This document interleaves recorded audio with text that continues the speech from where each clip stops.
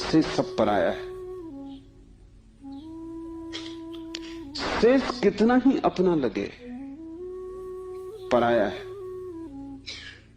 मित्र हो, परिजन हो, परिवार के लोग हो, धन हो, यश पद प्रतिष्ठा हो, बड़ा साम्राज्य हो, वह सब जिसे तुम कहते हो मेरा, वहां धोखा है, क्योंकि वो सभी मृत्यु तुमसे छीन लेगी। मृत्यु कसौटी है, कौन अपना है कौन पराया है।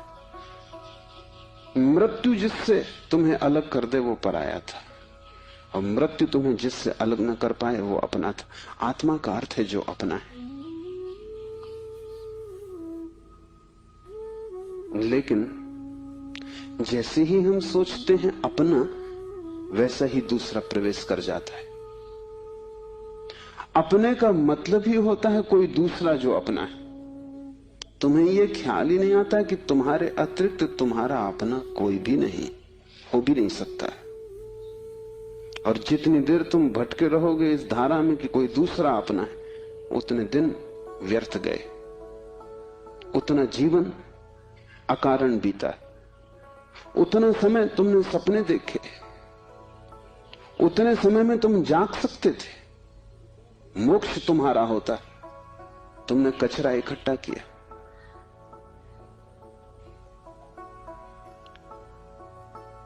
सिर्फ तुम ही तुम्हारे हो, यह पहला सूत्र। मेरे अतिरिक्त मेरा कोई भी नहीं,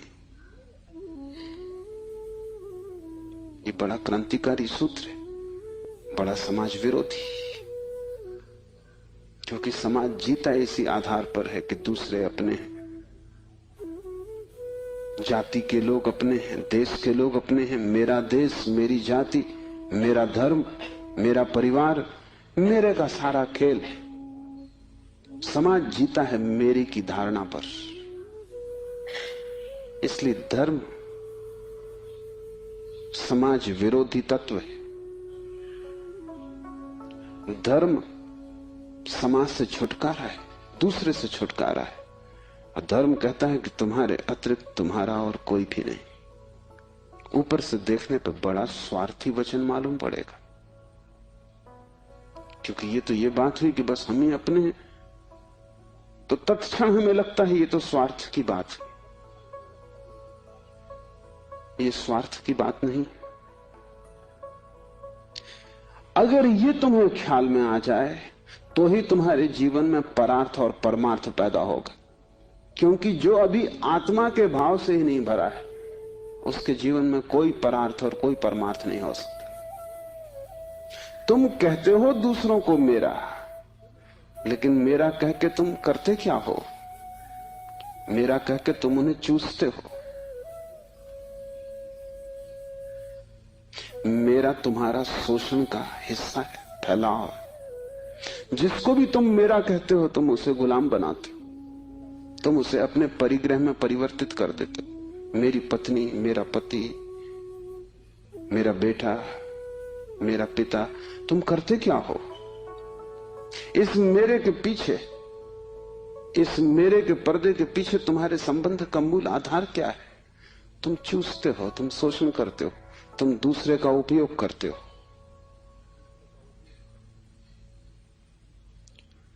इस दूसरे के उपयोग को तुम सोचते हो परार्थ, तो तुम भ्रांति में हो।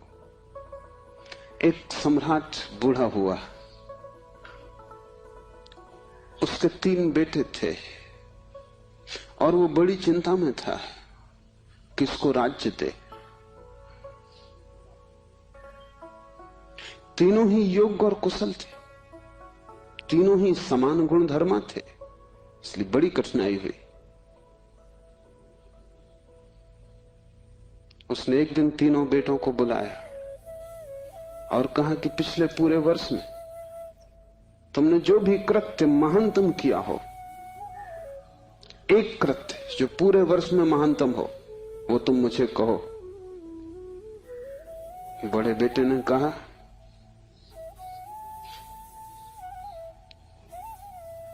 कि गांव का जो सबसे बड़ा धनपति है वो तीर्थ यात्रा पर जा रहा था। उसने करोड़ों रुपए के हीरे जवाहरात बिना गिने, बिना किसी हिसाब किताब के, बिना किसी दस्तखत लिए मेरे पास रख दिए और कहा कि जब मैं लौट आऊंगा तीर्थ यात्रा से मुझे वापस लौटा देना। चाहता मैं तो पूरे भी पा जा सकता था, क्योंकि न कोई लिखा पड़ी थी न कोई गवाह था। इतना भी न करता तो थोड़े बहुत बहुमूल्य हीरे में बचा लेता तो कोई कठिनाई न थी, क्योंकि उस आदमी ने ना तो गिने थे और ना कोई संख्या रखी थी।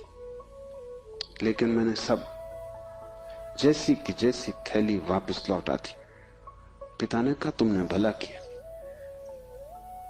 लेकिन मैं तुमसे पूछता हूं कि अगर तुमने कुछ रख लिए होते तो तुम्हें पश्चाताप, गिलानी, अपराध का भाव पकड़ता या नहीं? उस बेटे ने कहा निश्चित पकड़ता। तो बाप ने कहा इसमें परोपकार कुछ भी ना हुआ, तुम सिर्फ अपने पश्चाताप, अपनी पीड़ा से बचने के लिए ये किए। इसमें परोपकार क्या हुआ? हीरे बचाते तो ग्लानि मन को पीड़ा देती, कांटे की तरह चुभती।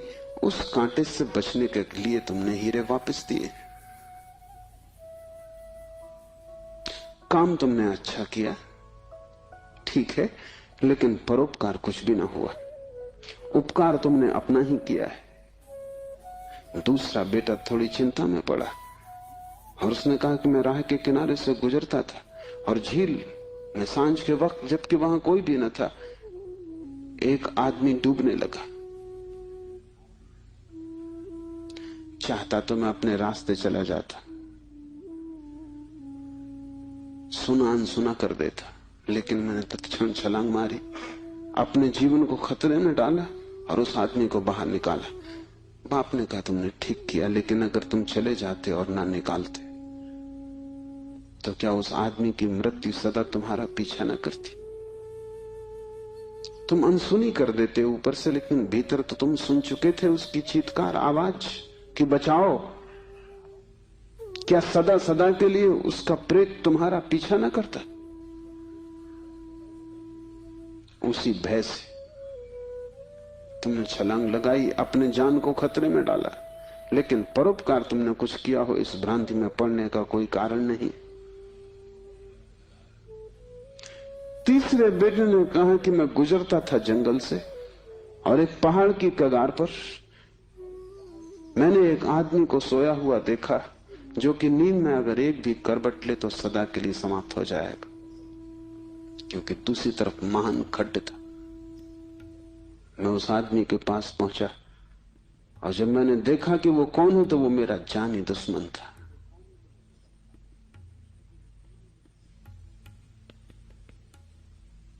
मैं चुपचाप अपने रास्ते पर जा सकता था।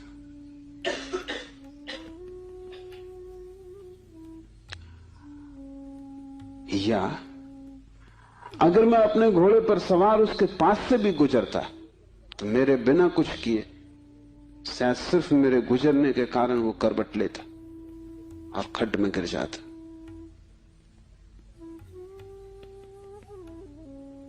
लेकिन मैं आहिस्ते से जमीन पर सरकता हुआ उसके पास पहुंचा कि कहीं मेरी आहट में वो गिर न जाए। और ये भी मैं जानता था कि वो आदमी बुरा है, मेरे बचाने में भी वो मुझे गालियां ही देगा। उसे मैंने हिलाया, आहिस्ते से जगाया और वो आदमी गांव में मेरे खिलाफ बोलता फिर रहा है, क्योंकि वो आदमी कहता है मैं मरने ही वहां गया था। इस आदमी ने वहां भी मेरा पीछा किया। ये जीने तो देता ही नहीं, इसने मरने भी न दिया।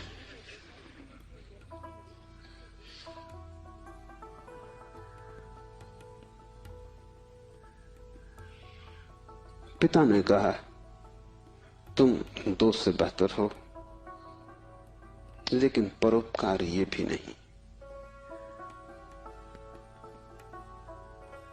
क्यों? क्योंकि तुम अहंकार से फूले नहीं समा रहे हो कि तुमने कुछ बड़ा कार्य कर दिया। बोलते हो तो तुम्हारी आंखों की चमक और हो जाती, कहते हो तो तुम्हारा सीना फूल जाता है।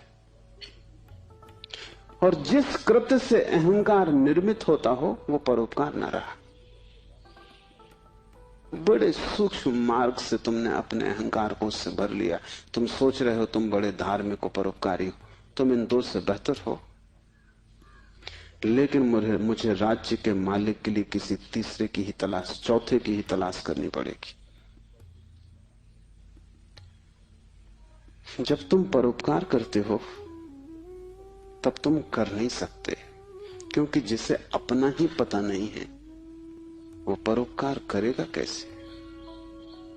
तुम चाहे सोचते हो कि तुम कर रहे हो गरीब की सेवा, अस्पताल में बीमार के पैर दबा रहे हो, लेकिन अगर तुम गौर से खोजोगे तो तुम कहीं ना कहीं अपने अहंकार को ही भरता हुआ पाओगे। और अगर तुम्हारा अहंकार ही सेवा से भरता है तो सेवा भी शोषण है। आत्मज्ञान के पहले कोई व्यक्ति परोपकारी नहीं हो सकता है, क्योंकि स्वयं को जाने बिना इतनी बड़ी क्रांति हो ही नहीं सकती।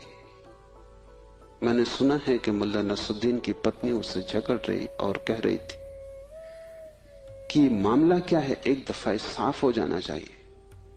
तुम मेरे सभी रिश्तेदारों को नफरत और घृणा क्यों करते हो? नसरुद्दीन ने कहा यह बात गलत है, ये बात तथ्यगत भी नहीं है, और मैं इसका प्रमाण है मेरे पास। और प्रमाण यह है कि मैं तुम्हारी सास को अपनी सास से ज्यादा चाहता हूं। अहंकार ऐसे रास्ते खोजता, ऊपर से दिखता है कि तुम परोपकार कर रहे हो, लेकिन भीतर तुम ही खड़े होते हो। और जितनी सूक्ष्म हो जाती है यात्रा, उतनी ही पकड़ के बाहर हो जाती। दूसरे तो पकड़ ही नहीं पाते, तुम भी नहीं पकड़ पाते हो। दूसरे तो धोखे में पड़ते ही हैं, तुम भी अपने दिए धोखे में घूम जाते हो, भटक जाते हो। हम सभी ने अपनी अपनी भूल भुलैया बना ली। उसमें हमने दूसरों को धोखा देने के लिए ही शुरू किया था सारा उपाय, आयोजन। ये हमने कभी सोचा न था कि अपनी बनाई भूल भुलैया में हम खुद ही खो जाएंगे, लेकिन हम खो गए। पहली बात स्मरण रखो, तुम्हारे अतिरिक्त तुम्हारा कोई भी नहीं। जैसे ही यह स्मरण सघन होता है कि चैतन्य ही आत्मा है, बस चैतन्य ही मैं हूं, और सब पर है, पराया है, विजाती है, वैसे ही तुम्हारे जीवन में क्रांति की पहली किरण प्रविष्ट हो जाती। वैसे ही तुम्हारे और समाज के बीच एक दरार पड़ जाती। वैसे ही तुम्हारे और तुम्हारे संबंधों के बीच एक दरार पड़ जाती। लेकिन आदमी अपनी तरफ देखना नहीं चाहता। देखना कठिन भी है, क्योंकि देखने के पहले जिस प्रक्रिया से गुजरना पड़ता है वो बहुत संघातक है। एक मारवाड़ी व्यापारी एक फिल्म अभिनेत्री के प्रेम में पड़ गया। वैसे बात अनहोनी थी, मारवाड़ी और व्यापारी प्रेम से सदा दूर ही रहता है, लेकिन अनहोनी भी घटती है। प्रेम में तो पड़ गया, लेकिन व्यापारी का संदेह भरा चित्त, तो उसने एक जासूस नियुक्त कर दिया अभिनेत्री के पीछे कि तू पता लगा इसका चरित्र तो ठीक है ना, इसके पहले कि मैं प्रस्ताव करूं विवाह का, सब बात पक्की कागज पर साफ हो जानी चाहिए। जासूस ने बड़ी खोजबीन की। 7 दिन बाद उसने रिपोर्ट भी भेज दी। रिपोर्ट आई कि इस स्त्री का चरित्र एकदम निर्दोष, निष्कलुष है। ऐसी कोई बात कभी इसके संबंध में नहीं सुनी गई, नहीं जानी गई जिससे संदेह पैदा हो। सिर्फ एक बात को छोड़कर पिछले कुछ दिनों से एक संदिग्ध मारवाड़ी के साथ ये देखी जाती है। वो संदिग्ध मारवाड़ी वो स्वयं थे। आंख दूसरे को देखती है, हाथ दूसरे को छूते हैं, मन दूसरे की सोचता है, और तुम सदा अंधेरे में खड़े रह जाते हो। तुम्हारी हालत वही है जो दिया तले अंधेरे की होती। उस दिए की रोशनी सब पे पड़ती, सिर्फ तुम्हें छोड़ देती। इसलिए तुम भटकते हो उस रोशनी में, सब तरफ सब दिशाओं में यात्रा करते हो, और एक अपरिचित रह जाता है, और वही तुम हो। यह पहला सूत्र है, चैतन्य आत्मा। इस सूत्र को गहरे बीज की तरह अपने हृदय में उतर जाने दो। व्यर्थ है सारे जगत की यात्रा अगर तुम अपने से अपरिचित रह गए। अगर स्वयं को न जान पाए और सब भी जान लिया तो वो सारा ज्ञान भी इकट्ठे जोड़ में अज्ञान सिद्ध होगा। अगर अपने को न देख पाए और सारा जगत देख डाला, चांद तारे छान डाले, तो भी तुम अंधे ही रहोगे, क्योंकि आंख तो उसी को मिलती है जो स्वयं को देख लेता है। ज्ञान तो उसी को मिलता है जो स्वयं से परिचित हो जाता है, जो चैतन्य के स्व प्रकाश में नहा लेता है, वही पवित्र है। और कोई तीर्थ नहीं है, चैतन्य तीर्थ है। और चैतन्य तुम्हारा स्वभाव है, उससे तुम क्षण भर को भी पार नहीं गए हो, लेकिन दिया तले अंधेरा है। तुम उससे दूर जा भी नहीं सकते, चाहो तो भी, लेकिन भ्रम पैदा हो सकता है कि तुम बहुत दूर चले गए हो। तुम सपना देख सकते हो संसार में, लेकिन सपना सत्य नहीं हो सकता। सत्य तो सिर्फ एक बात है, वो है तुम्हारा चैतन्य स्वभाव। चैतन्य आत्मा है तो पहली तो बात कि मेरा सिवाय चैतन्य के और कोई भी नहीं। ये भाव तुम में सघन हो जाए तो सन्यास का जन्म हुआ, क्योंकि मेरे अतिरिक्त भी मेरा कोई हो सकता है, यही भाव संसार है। इसलिए पहले सूत्र में बड़ी क्रांति है।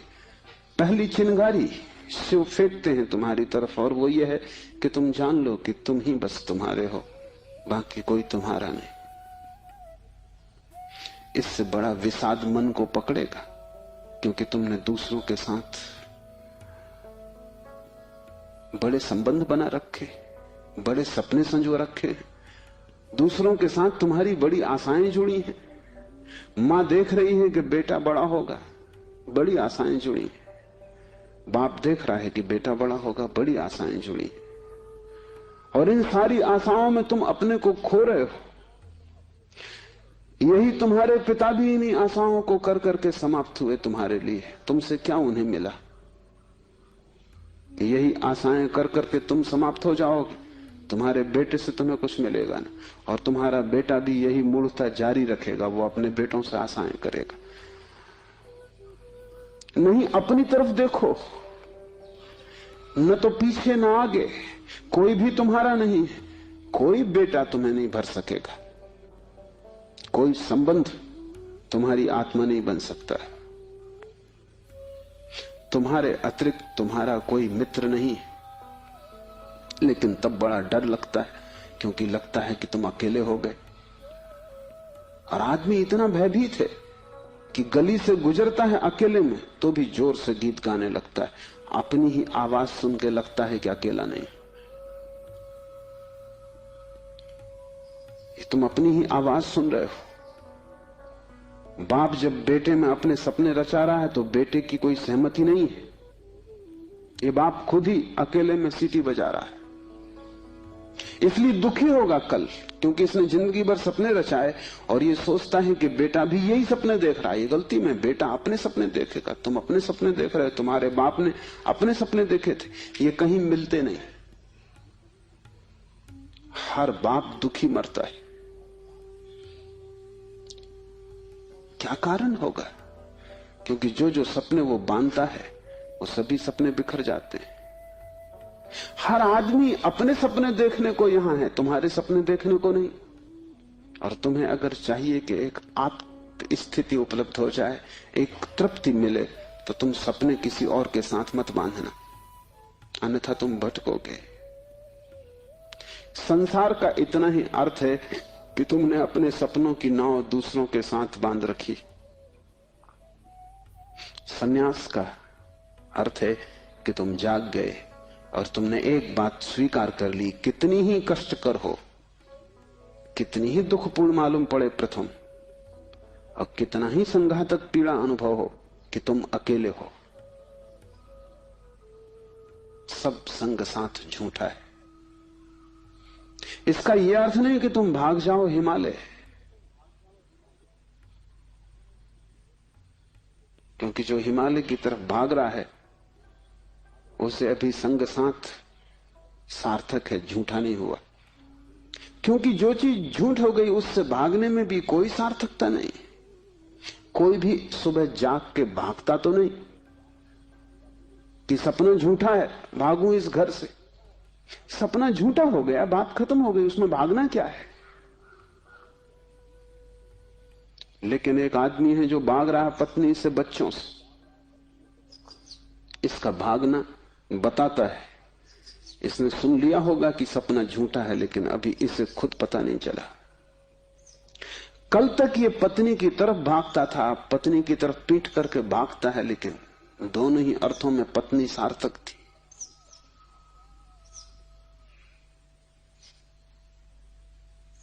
एक जैन संत हुए, गणेश वर्णी। वर्षों पहले उन्होंने पत्नी त्याग दी। साधु पुरुष थे। कोई 20 वर्ष त्याग के बाद काशी में थे, तब खबर आई कि पत्नी मर गई। उनके मुंह से जो वचन निकला वो याद रख लेने जैसा है। उन्होंने कहा चलो झंझट मिटी। उनके भक्तों ने इस वचन का अर्थ लिया कि बड़ी वीतरागता है। थोड़ा सोचो तो साफ हो जाएगा कि वीतरागता बिल्कुल नहीं, क्योंकि जिस पत्नी को 20 साल पहले छोड़ दिया उसकी झंझट अभी कायम थी, तो ही मिट सकती है। गणित बिल्कुल सीधा और साफ है। ये पत्नी जो 20 साल पहले छोड़ दी, किसी न किसी तरह छाया की तरह पीछे चल रही होगी, ये मन में कहीं सवार होगी। इसका उपद्रव कायम था।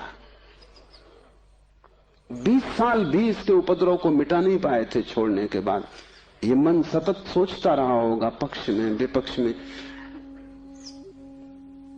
पत्नी के मरने पर यह वचन कि चलो झंझट मिटी, पत्नी के संबंध में कुछ भी नहीं बताते, सिर्फ पति के संबंध में बताते कि आदमी भाग तो गया छोड़कर, लेकिन छोड़ ना पाया।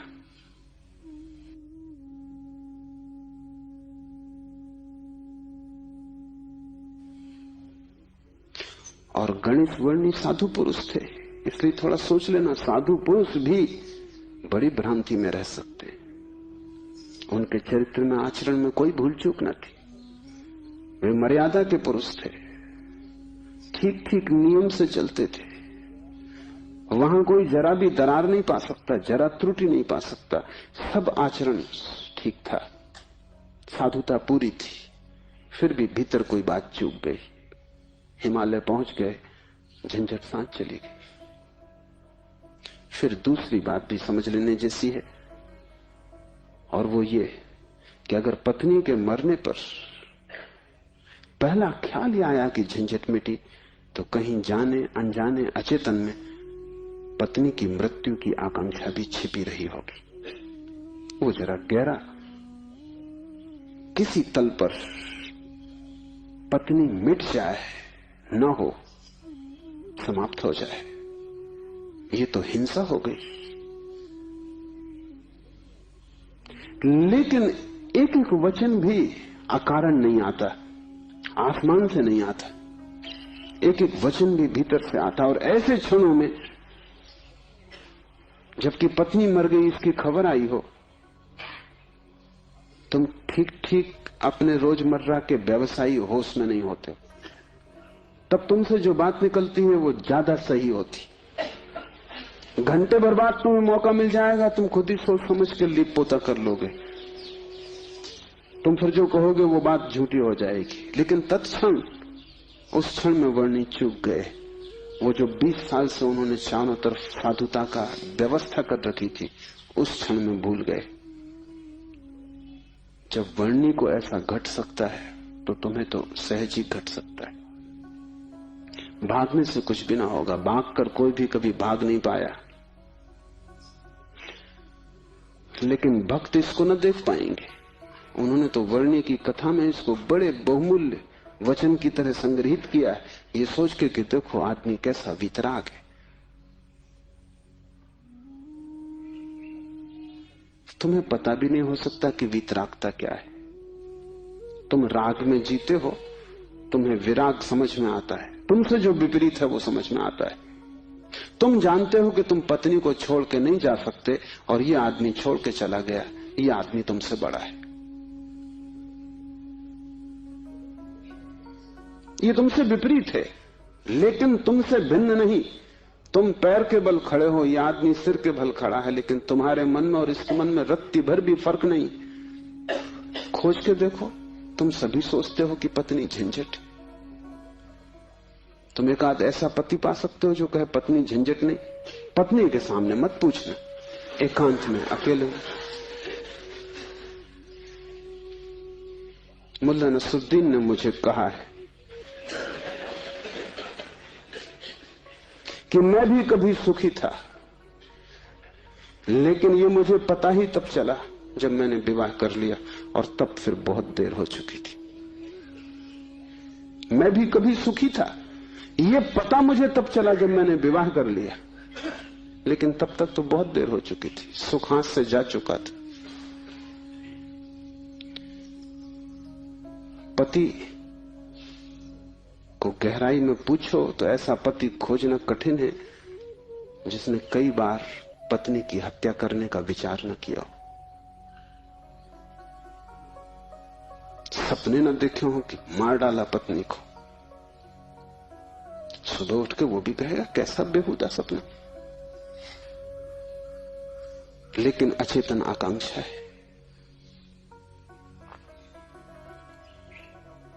जिससे झंझट पैदा होती है उसे मिटा देने का मन सीधा तर्क है, लेकिन झंझट दूसरे से कभी पैदा होती ही नहीं। पत्नी में अगर कोई उपद्रव होता तो कौन तुम्हें रोकता था? तुम सब भाग गए होते हिमालय।